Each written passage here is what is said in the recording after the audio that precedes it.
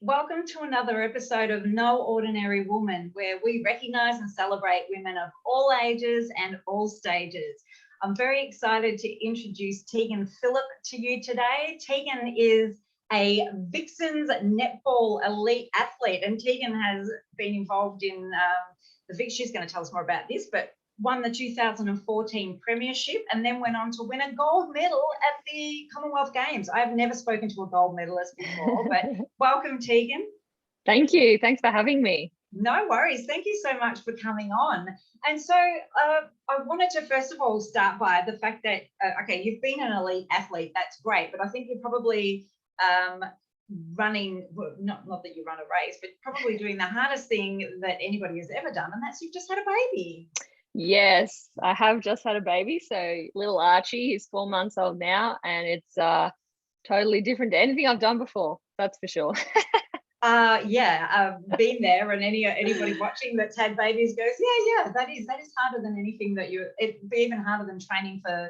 Well, see, at least when you train for like the Commonwealth Games or train for games, you actually get training, coaching, and you know what you're doing. But when you have a baby, there's no rule book, there's no coach, there's no training.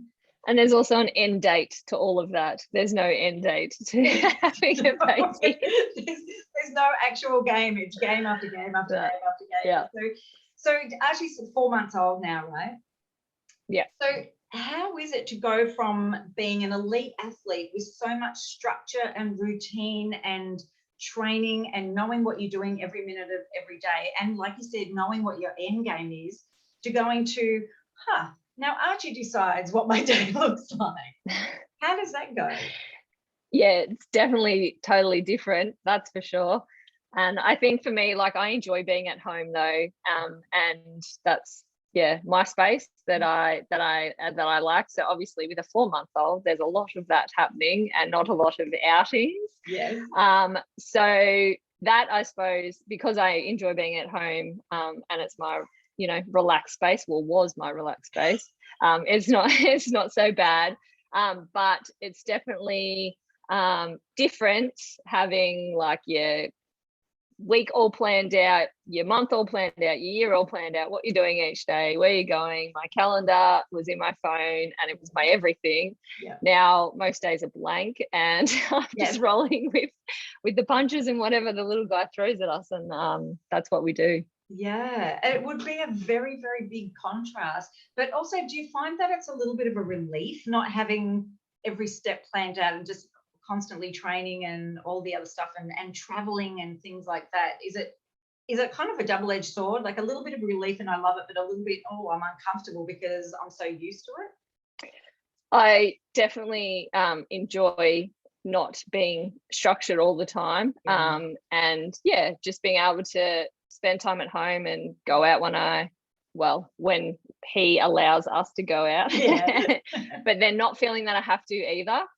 Which that flexibility is really nice, and I liked being chilled and relaxed. And I think not having the really structured days or weeks is a flip side, but something that I also enjoy. So just adapting to not much of a routine, but I feel like I have kind of settled into that really well. Yeah, that's amazing, because it the first 4 months, especially the first 6 months, or like for me the first 2 years, can be quite challenging.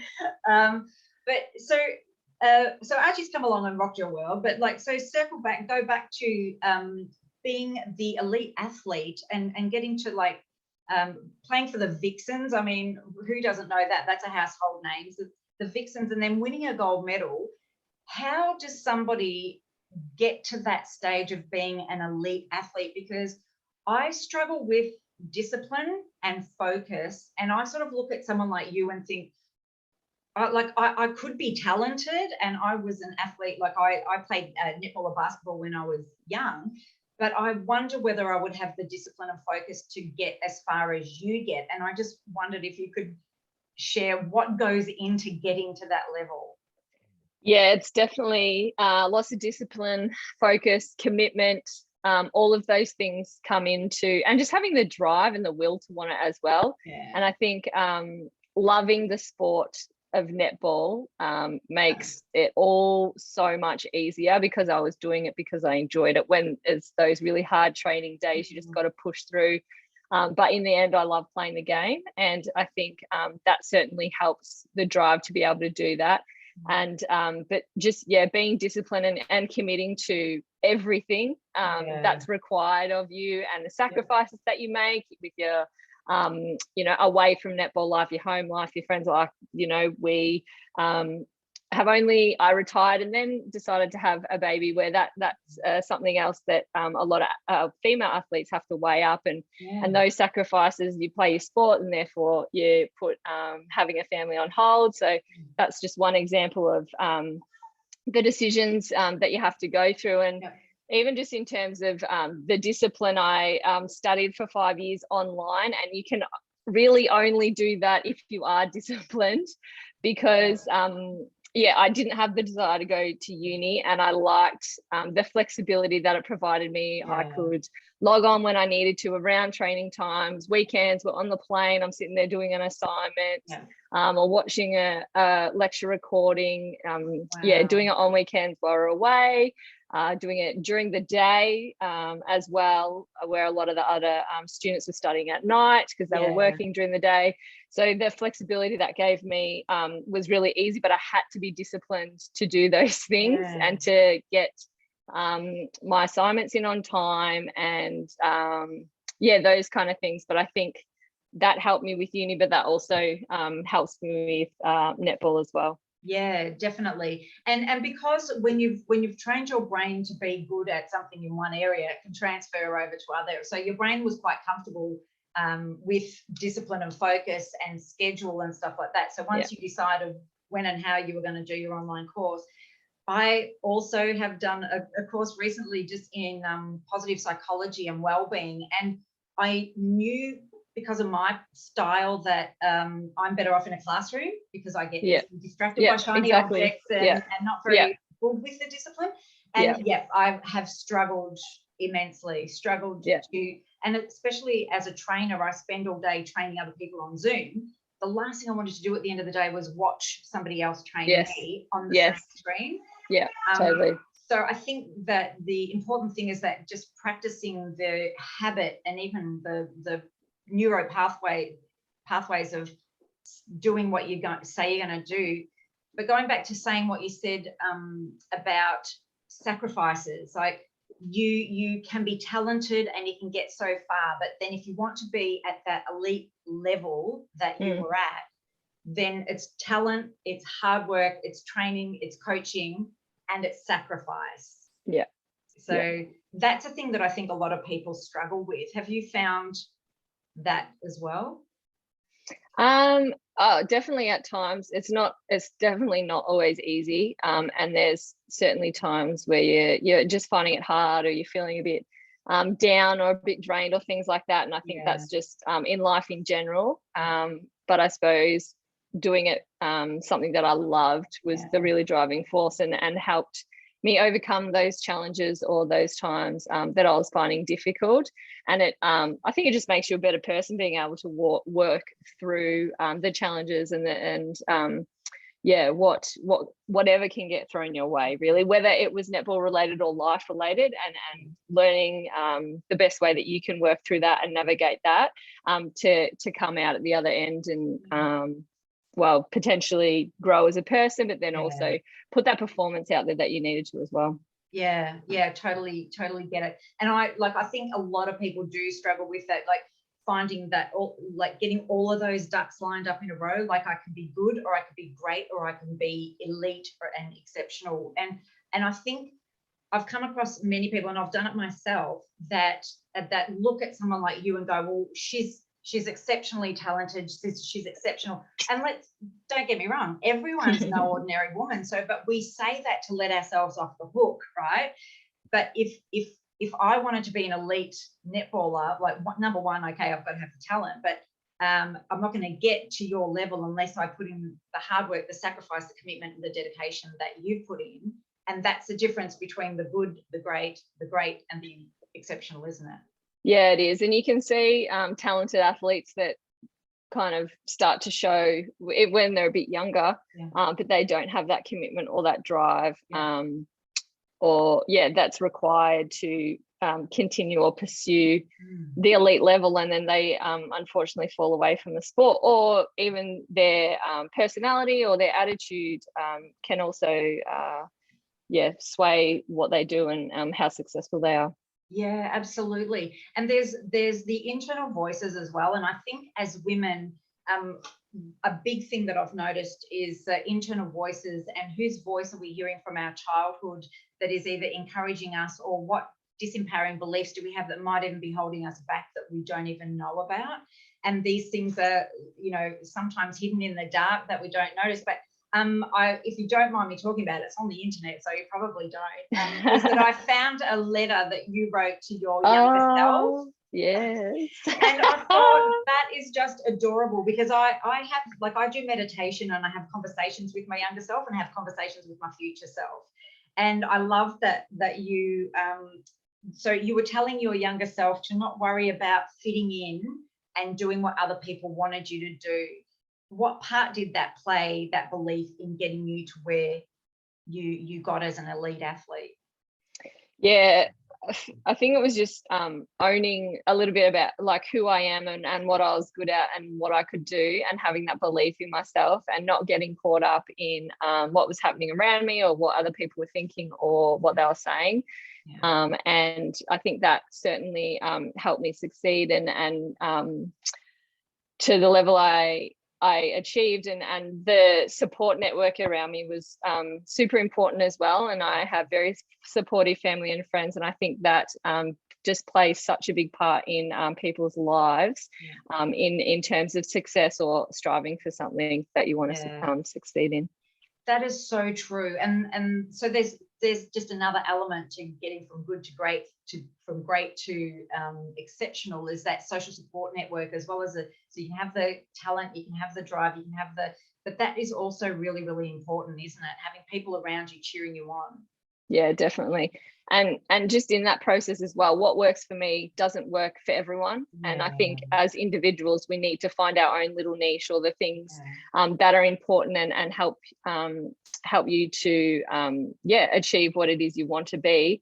And for me, I like to be organized and planned, and that allows me to keep my headspace in a really good position, where for example, my assignments and things, if I was getting like too close to when the due date is and I hadn't got as far as I wanted, then I'd start to feel really uneasy about that. So I knew that for me, planning and starting it early was beneficial, and that works for me. Then other people can crack it out the night before it's due, and that works for them, and that's totally fine. So that's just an example for study, but that goes across in any life, and activities, and the way that you're hit with challenges. The way I work through it would be different to the way you work through it, Fiona. And I think it's super important that we find the things that work for us as individuals. Yeah, absolutely. That's a really good point. And the thing is that comes down to personality style, and what your brain does naturally is different to what somebody else's brain does naturally. So example being, if you're a TJ, so if you're going by the Myers-Briggs personality style, TJs like to be organized, they like to make and stick to plans and all that sort of stuff, whereas an FP likes to fly by the seat of their pants, doesn't particularly like to plan anything, loves to get distracted by shiny objects. And the thing is that to be aware of that, that's where self-awareness is really important, because if you're aware of where your strengths are, and where, like, every strength actually has a equal and opposite weakness as well, and even the strength itself can be a weakness, is to find you might need to work harder on that particular thing, but you don't know unless you're aware of it. And I think a lot of people then just sit back and go, well, maybe I'm just not good enough. But that's not true. You are good enough. Everybody's good enough to get to everywhere they need to be. And I think something like a great message is to look at someone like you and say, like, you are, like, there is nothing exceptional about any single one of us. We're ordinary people doing extraordinary things, right? But it's what we're prepared to put into ourselves, and how we're prepared to show up, and what you're prepared to sacrifice, how hard you're prepared to work, which separates you on those different levels. and I think also not everybody has to be an elite, like, or, you know, a billionaire, or that you can be exceptional as a stay-at-home mum, or exceptional as a small business owner, or exceptional. You know, I think that's the other thing. We need to get rid of those labels of what exceptional actually is. You can, definitely. You know, exceptional might be just the fact that you've got out of bed today when you're not feeling up for it. 100%. Yeah. 100%. And I think we need to sort of just be a little bit more self-loving and self-encouraging too. Yeah, no, I agree with all of that. Yeah. So, like, what was it? I have to ask, because, like, I think it's really exciting that you won a gold medal at the Commonwealth Games. Like, what does that feel like when you're there? Like, does it feel surreal, or? Yeah, it was pretty crazy. It was it was my debut for the Australian team as well. So I was lucky enough to go on court at halftime in the first game that we were playing. So yeah, it was an amazing experience. I was super blessed to have my family and my now husband there. At the start, he unfortunately didn't get to be around for the big match, but my parents were there, so that was super lovely to have them. And I can still remember being there and watching the game, playing. I unfortunately didn't get any court time, but that's okay. And then watching the game and supporting the girls and those dying minutes. And we won quite significantly, to everyone's surprise, I think. And then just running out onto the court, and then just standing on that podium as well, and being given that gold medal, and then giving mum and dad a big hug in the crowd too. So it was super special. Sorry, the little man's just a bit grizzly in the background. I love that. This is what No Ordinary Woman is all about. Like, we show up in our real states with our dogs barking, our babies crying. No editing goes on here. We are real girls. I love it. I love it too. But I'm actually like half listening back. Going, a little cutie. I'm a little bit plucky for grandchildren at the moment. Okay. Don't tell my kids. No, they won't watch this. Hopefully. So your big thing is around balance and well-being. So one thing, how do you be at that level and train so hard, show up so much, sacrifice so much, and then take care of yourself? Like, where does the self-care fit in to all of that? And how hard is it? And it can be super tough. And touching on things that we've already spoke about, knowing your own strengths, working out, or knowing what works for you, they're super important in being able to find that balance. Because if you don't know, when, you're faced with a challenge and how you're going to get through it, or acknowledging your feelings, and you might be feeling a bit anxious about the week ahead, or you've got a really busy time coming up, and how that might affect you if you can't work through those things, acknowledge those things, and come out with a little plan, then it's super tough to find that balance. And that's just in life in general, not even at the elite athlete level. That you need to know. So for me, I live in Geelong still, and I at one point looked at moving to Melbourne, but for me, Geelong was my away from netball time. It was my relaxed time. As soon as I got in the car and started driving on down the highway, that was my time to switch off netball.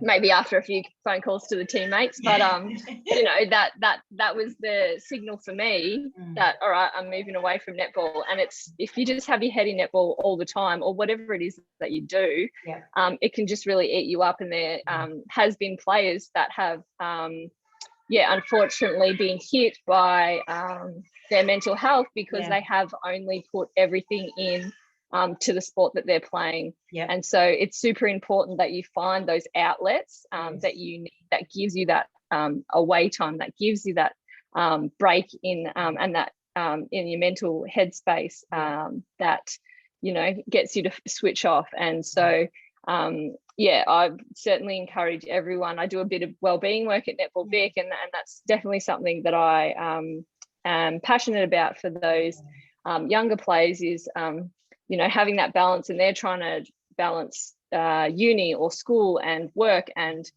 playing for 3 or 4 different netball teams or Yeah. something like that, because Yeah. they're young and they love netball and they want to do everything. And then finding that time for themselves, and also family time and friend time, and there's so much that people are trying to fit into their days and their weeks, and if you don't find that balance, it can certainly be really tough, and consequences can arise from it. Yeah, absolutely. Absolutely agree. And like you said, it doesn't matter whether you're an elite athlete or a part-time working mum or whatever it is that you do. There are so many things fighting for your attention.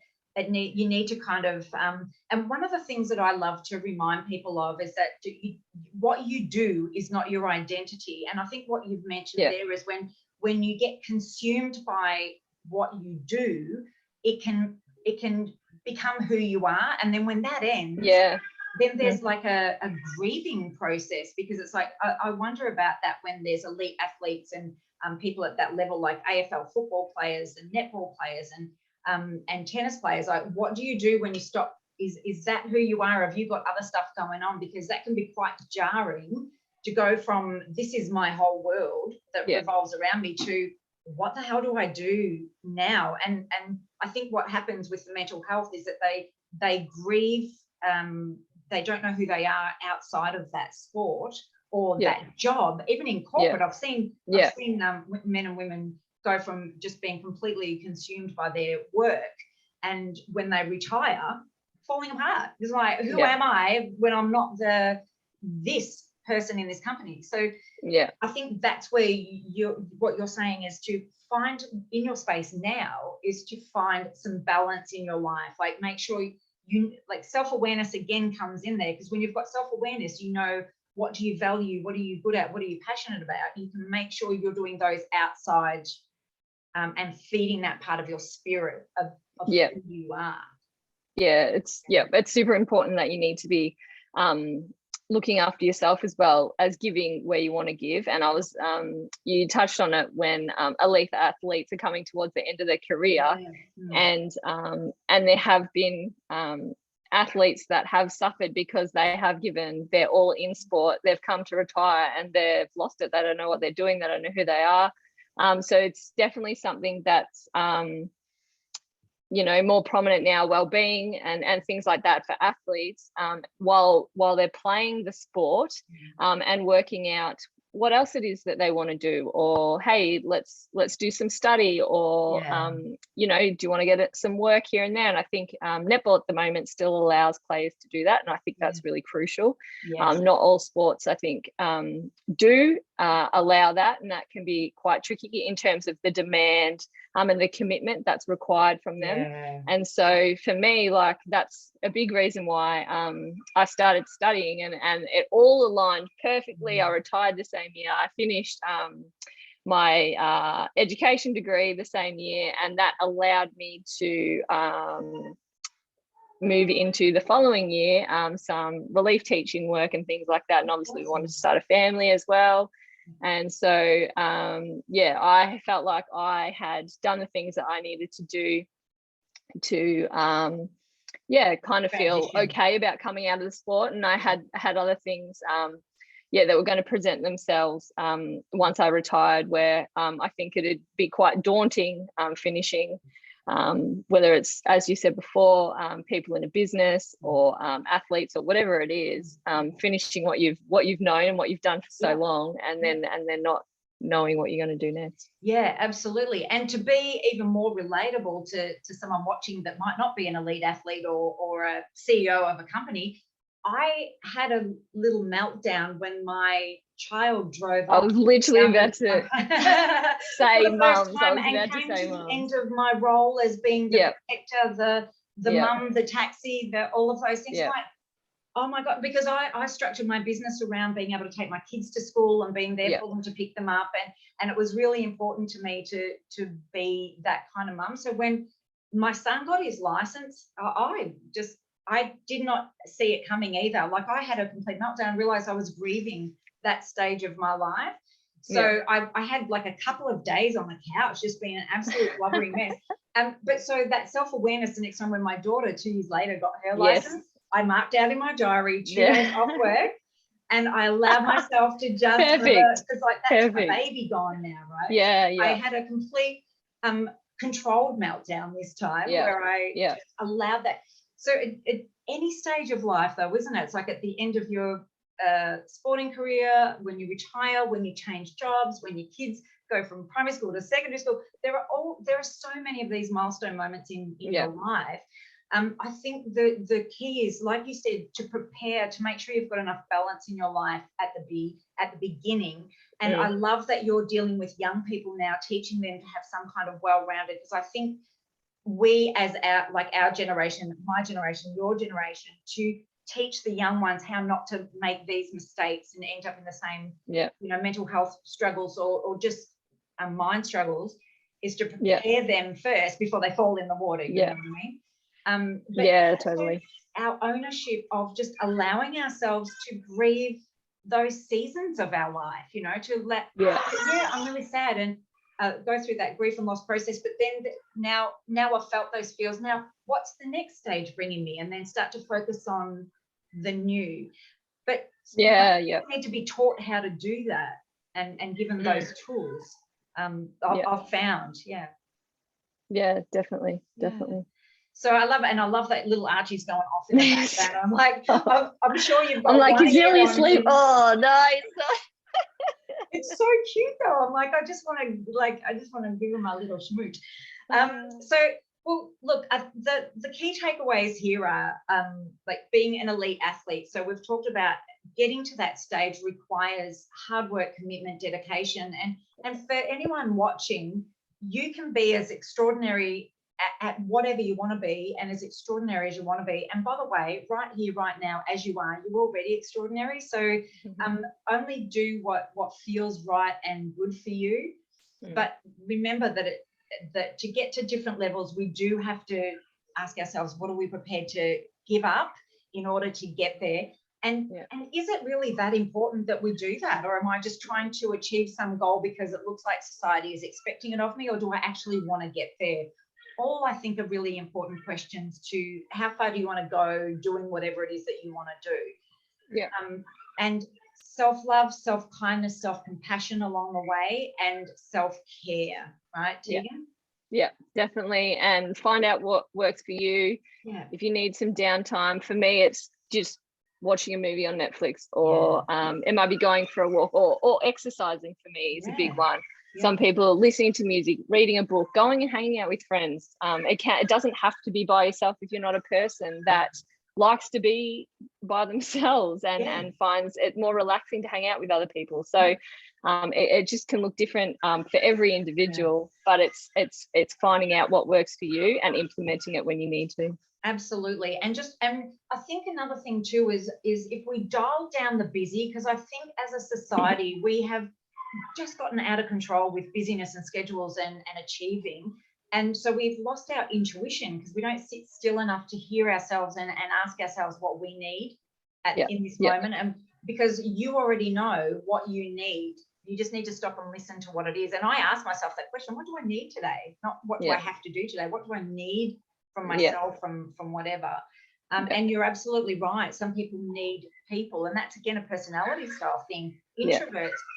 People get this confused, introverts v extroverts, and they think introverts are not very sociable and extroverts are. It's actually introverts get their energy. It's where you get your energy from. Introverts get their energy from being away from people, whereas extroverts get their energy source from being around people. So don't be scared to retreat if you need to retreat, or go out and party. 100%. You do you. It's like it's really important. And because of everything that you've said, Tegan, to wrap that all up in a bow, it really says, don't model what you're supposed to be based on what you've seen other people be, how they work, how they function, what they achieve, because you can't be them.